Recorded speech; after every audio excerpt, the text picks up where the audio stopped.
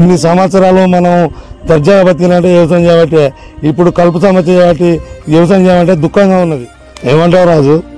అంతే రవాణా, నువ్వు చెప్పింది బరాబరే. ఇప్పుడు గడి మంది కొట్టి అది పోక ఈ కూలీలు దొరకక అప్పుల పాలే కంటే వ్యవసాయం తీసేస్తే మంచి అనిపిస్తుంది అన్న. ఇప్పుడు ఎందుకు అప్పుల పాలేమో రైతు పడుతుంది. అంతేనా రాజు? చేసిన అప్పులో ఒక వడ్డీ పెరగబట్టే, చేనులో ఉన్న డబుల్ గడ్డి పెరగబట్టే ఈ సంపూర్ణమైన గడ్డి మందు రాదు. ఇక మనం వ్యవసాయం చేయలేము. మనకు మంచి రోజులు వచ్చే పరిస్థితి లేదు.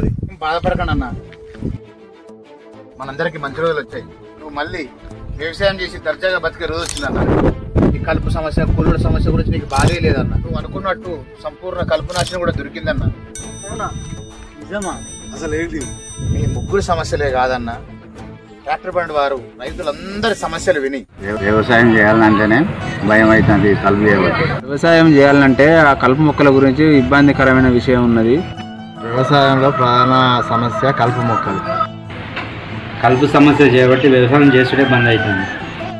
వ్యవసాయం చేసేటట్లేదు, కలుపు పెరిగి కూలీలు దొరక వ్యవసాయం చేసేటట్టే లేదు. ఈ కలుపు మొక్కలు మాకు శాపంగా మారినాయి. చేయబట్టి వ్యవసాయం చేసేటప్పుడు పొందేటట్టు కలుపు సమస్య చాలా ఇబ్బందిగా ఉంది. Tractor brand insecticides India limited వారు ఈ సమస్యలన్నీ విని ఒక కొత్త రావడం జరిగింది. అదే ట్రాక్టర్ బ్రాండ్ వారి ఆల్టేర్. నాటు వేసిన 3 రోజుల్లోపు వాడుకోండి. ఈ కలుపుని సంపూర్ణంగా నిర్మూలించుకోండి.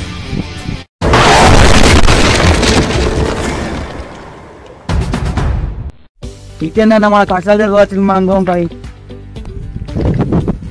రైతుల ధైర్యం, సంపూర్ణ కలుపు నాశనం. ట్రాక్టర్ బ్రాండ్ వారి ఆల్టేర్.